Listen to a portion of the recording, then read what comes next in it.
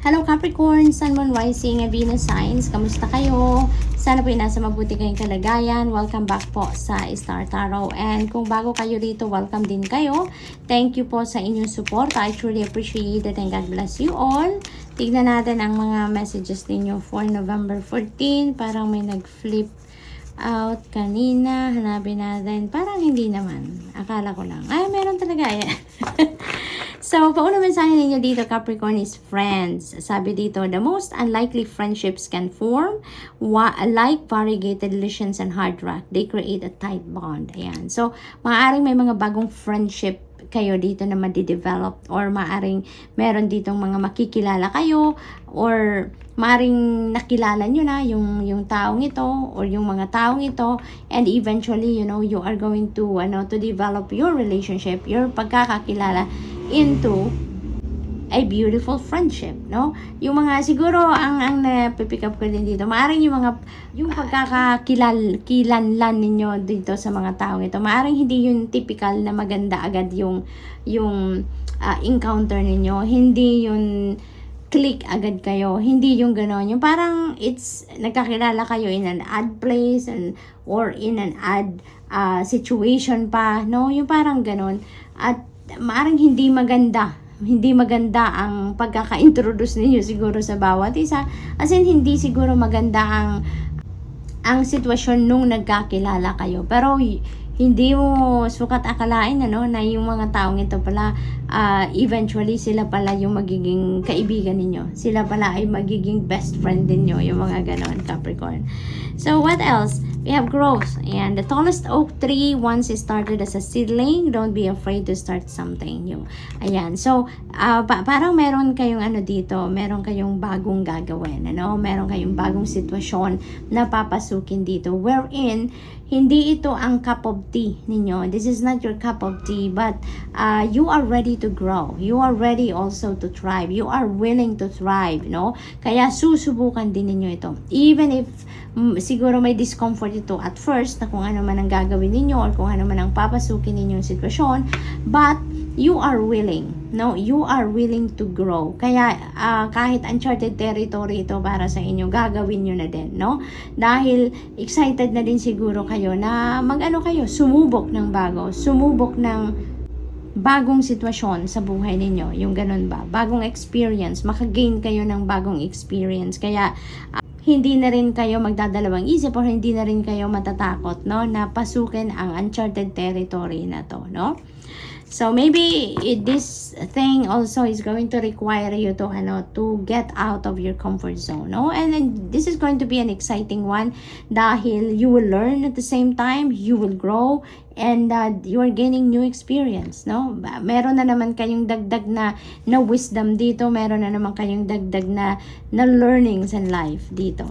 Adventure, ayan. So, you are on an adventure. You are embarking on an adventure sa ngayon, Capricorn. So, talaga, maaring kung ano man ang sisimulan ninyong endeavor dito or bagong sitwasyon na papasukin ninyo, that is going to be an adventure for you.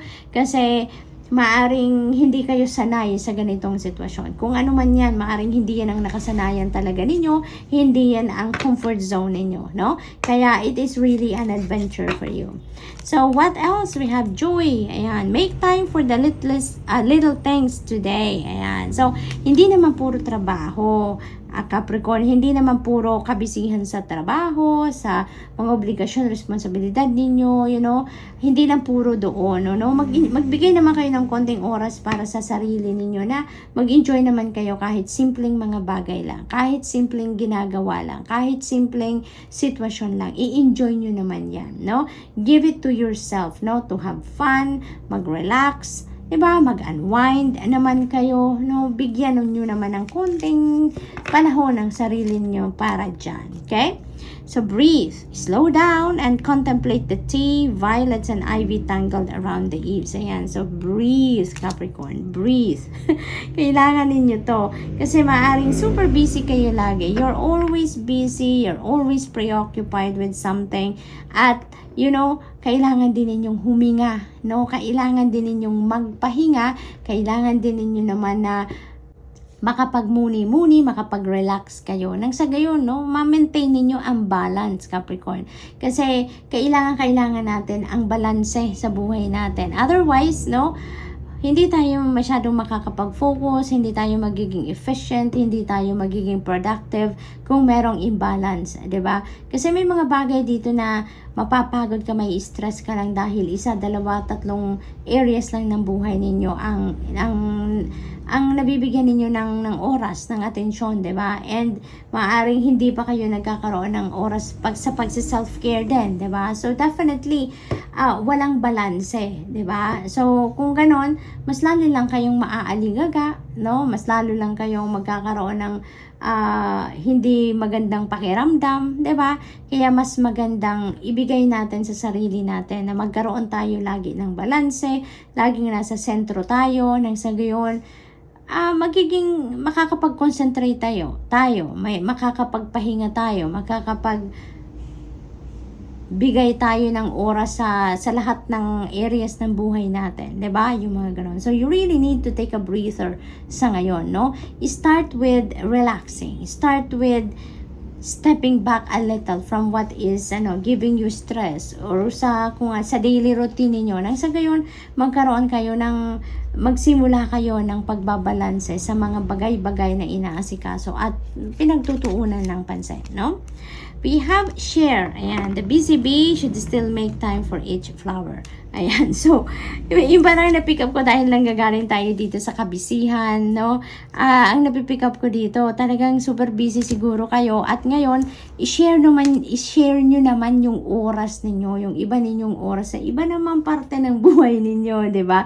Tulad na lang ng pagsa-self-care, Capricorn. Kasi it feels like to me na siguro may mga nararamdaman na kayo, no? Maaring your body is already giving you a hint, no? So, maaring may pananakit na ng katawan dyan, may pananakit ng ulo, balikat, no? Arms, paa, tuhod, 'di ba? Kung anong parte ng katawan ninyo ang alam mo yung ginagamit ninyo masyado sa pagtatrabaho or sa kung ano man ang pinagkakaabalahan ninyo. So, maaaring it's giving you already a sign. It's giving you a heads up already na you need to rest. You need to take a breather, no? Kaya parang dito sa share, ang na-pick up ko dito, yung oras ninyo, no? Wag naman focus sa kung ano lang ang pinagkikabisihan ninyo sa ngayon. Tignan din ninyo ang ibang parte ng buhay ninyo. Ano ba ang kailangan din ng oras ninyo, no? Para magkaroon lang kayo ng balanse, no? So, Capricorn, that's all I have for you for today. I hope nakatulong ang mga mensaheng ito in some way. Thank you for watching. Love and light. Namaste. Hello Virgo, Sun, Moon, Rising, and Venus signs. Kamusta po kayo? Sana po nasa mabuti kayong kalagayan. Welcome back po sa Star Tarot. Kung bago po kayo dito, welcome din kayo. Thank you sa inyong support. I truly appreciate it and God bless you all. Tignan natin ang mga messages po ninyo for November 14. Paunang mensahe ni Virgo ay dance. Allow yourself some fun each day just as the sun dances with the moon each night. Ayan. Virgo. So, maaring kayo, lagi kayong busy dito, lagi kayong preoccupied with something. Kaya, inaanyayahan kayo dito na magkaroon ng balanse, no? Have fun naman. Bigyan ninyo ng konting oras, konting panahon ng sarili ninyo to have fun at least every day, 'di ba? Do something what you really love, no? Every day. Gawin ninyo 'yan as much as possible, no? As much as you can, no?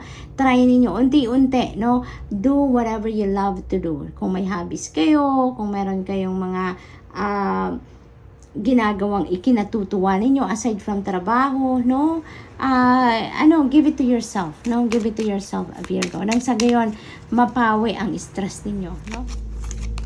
So, we have growth. Ayan. So, the tallest oak tree once started as a seedling. So, don't be afraid to start something new. Ayan. So, parang merong room for growth dito para sa inyo. May room for advancement dito na opportunity sa inyo, Virgo. So, napakaganda nito, no?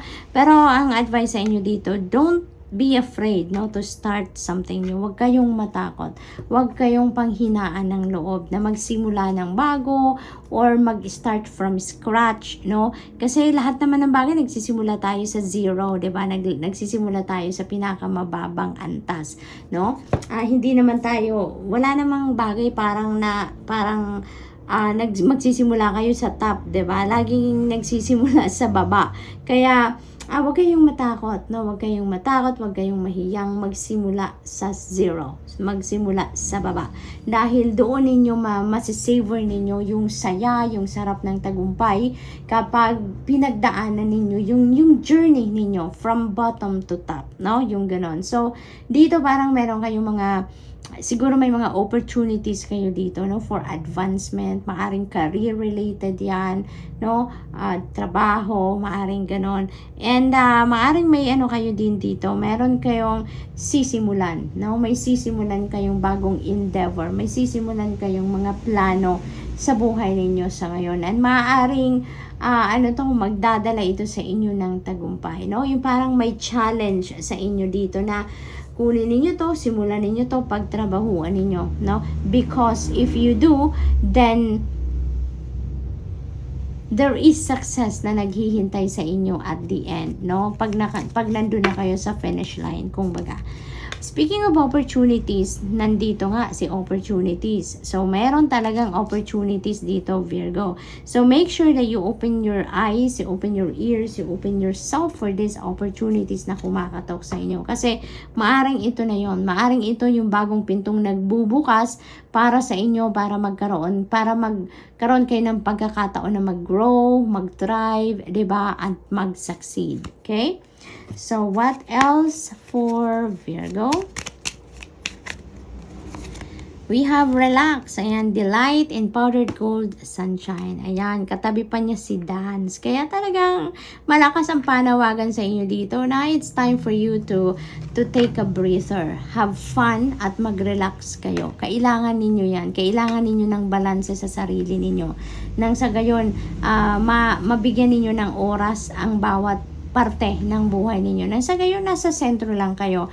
Maaasikaso ninyo ang lahat, magiging maayos ang lahat because napagtutuunan ninyo ng pansin ang lahat-lahat, no? Sa buhay ninyo. So, that's why you need to relax. You need to unwind. You need to have fun. You need to recharge, yung ganon. So, we also have surprises. Ayan, napakaganda, no? Maaring yung mga opportunities na to are the beautiful surprises na maaring dumating sa buhay ninyo, Virgo. So, maraming sorpresa. And it feels like to me na magandang sorpresa ito, no? Mga magagandang sorpresa yan. What else? Persevere. Ayan. Leave no stone unturned. Ayan. So, continue on with what you are doing, with what you are focusing on, Virgo, no? Basta kailangan lang nasa balance kayo para nang sa gayon, walang sagabal, walang barrier doon sa between you and your success sa kung ano man ang ginagawa ninyo or pinagtutuunan ninyo ng panahon, bibigyan ninyo ng oras at effort ninyo sa ngayon, ano? So, continue to persevere, wag paghinaan ng loob, kahit napapagod na, magpahinga, okay? Magpahinga kapag napapagod na, and never give up, get back to what you are doing, what you are working on, no? Dahil, maaring malapit na kayo dito sa tagumpay. Kaya, binibigyan kayo dito ng encouragement na mag-persevere kayo. Pagsikapan nyo pa, pagtiyagaan ninyo, no? Huwag ninyong sukuan dahil kumbaga malapit na kayo sa success ninyo. So, Virgo, that's all I have for you for today. I hope nakatulong ang mga mensaheng ito in some way. Thank you for watching. Love and light. Namaste. Hello Taurus, Sun, Moon, Rising, Venus signs. Kamusta po kayo? Sana po ay nasa mabuti kayong kalagayan. Welcome back po sa Star Tarot, and kung bago kayo dito, welcome din kayo. Thank you sa inyong suporta. I truly appreciate it and God bless you all. Tignan natin ang mga messages po ninyo for November 14 for Taurus. We have risk and learn to grow wherever you are planted in. So you are ready to grow, you're ready to thrive, you are ready to evolve, no? Kaya ang iba sa inyo dito, you are going to take risk, no? You're going to get out of your comfort zone sa ngayon. May mga gagawin kayong bago. Siguro may mga gagawin kayong mga hindi pa ninyo nasusubukan before. You've never tried them before. You've never done it before. Kaya ngayon, maglalakas loob kayo na subukan, no? What else? We have time, embrace in the dewdrops of life before they disappear with the morning sun. Yan. So, maybe talaga may mga pagkakataon ngayon, no? There are opportunities and possibilities ngayon na that are revealing itself to you. Kaya you're going to take advantage of that, no? Handa naman na din kayo na mag-take ng leap of faith. Kaya, ano na ngayon, parang you're going to spread your wings and you're going to fly high, no? You're going to try different things. You're going to try different avenues sa ngayon. And you know that is where you're going to evolve into the best version of yourself. Kaya merong paglalakas ng loob dito na mag-take risk kayo. Pasukin ang mga bagay or ang mga sitwasyon na hindi nyo pa yan nasusubukan ever, no? So that's really beautiful kasi ano daw yung parang may opportunity na kaya kukunin nyo agad-agad, diba? So that's really good. Hope, an idea like a single acorn can start a wondrous forest. Ayan. So dito punong-puno kayo ng punong-puno kayo dito ng hope and faith. Kaya kahit bago ito sa inyo, hindi nyo pa sigurado kung ano ang dadatnan ninyo dito. Maybe you don't even know, no, you've no idea how you're going to navigate this new endeavor na gagawin ninyo or new situation, you know. Talagang umaasa lang kayo, no, for the best. Umaasa kayo at nagtitiwala kayo that the spirit team is going to support you, going to help you, no, spirit has your back. Doon nagtitiwala kayo. Kaya buong-buo din ang loob ninyo dito, no, na sisikapin ninyong pagtagumpayan kung ano man ito, no. You are going to embark on this new beginning, even though you don't know exactly now how you're going to navigate this and kung ano ang dadatnan ninyo dito, kung ano yung magagawa ninyo, kung ano yung kaya ninyong gawan, no? So that's good, Taurus. What else? We have share. Ayan. So, generous kayo, Taurus. Kahit noon pa man sa mga readings ninyo, nakikita kong you are such a generous person, no? Kaya naman siguro binibiyayaan kayo ng mga opportunities, mga iba't ibang possibilities, binibiyayaan kayo ng divine universe, binibigay sa inyo kung ano ang kailangan ninyo. It's because you always share, no, what you have, time, energy, love, resources, whatever you have, no, nag-share kayo, marunong kayong magbigay, marunong kayong maging compassionate, no. Kaya naman patuloy din ang pagdating ng mga biyaya para sa inyo. And ngayon, kung ano talaga yung meron kayo, no? Even if siguro, let's say for example, isusubo nyo na lang yung pagkain, ibibigay nyo pa, no? Parang may ganun akong naririnig. We have persevere, leave no stone unturned. Ayan. So, you are going to continue to persevere. No? Talagang, kung meron kayong ngayon, target na gusto ninyong ma-hit talaga. Kung meron kayong goal dito na gusto ninyong ma-reach, no, you're going to continue to persevere. Even if pagod na kayo, even if may mga humps and bumps na nararanasan kayo, na encounter kayo along this journey, no, hindi kayo mag-give up. You are not going to give up. You're not going to stop, no, but instead you're going to continue on with what you are doing para ma-hit ninyo yung goal ninyo, no. So magsisikap, no, magtsatsaga pa rin kayo dito, Taurus. At with that, with the hope and faith na meron din kayo sa puso ninyo, with the pag-i-strive ninyo, pag-persevere ninyo, wala kayong ibang pupuntahan kundi pagtatagumpay. Pagtatagumpayan ninyo kung ano yung endeavor ninyo kapag ganun ang attitude ninyo, kapag ganun yung mindset ninyo. So, good luck, no? What else? We have lesson. Ayan, be alert. The soft chiming bells call to nearby fairies. So, napaka-swerte din talaga ninyo, Taurus. Alam ninyo. Kasi, ginagabayan din kayo, no? Binibiyayaan kayo ng mga bagay na kakailanganin ninyo or kailangan ninyo sa buhay, and at the same time, no, hindi nagkukulang talaga sa inyo ang ang inyong spirit team sa pagsusuporta sa inyong endeavor, no? You are also being provided, or you are also being given with the divine guidance that you need, no? Para nang sa gayon magabayan kayo every step of the way. Lahat ng kakailanganan ninyo parang binibigay talaga sa inyo, no? All you need to do now also is to listen, tune in and listen and follow the guidance, no, na binibigay sa inyo. Nang sa gayon ano ninyo, makita ninyo kung saan talaga ang daan para sa inyo, ano talaga ang dapat ninyong gawin, what are the things that you need to do, kasi may gabay kayo, binibigyan kayo ng ilaw, kumbaga, dito sa journey na napupuntahan ninyo, no?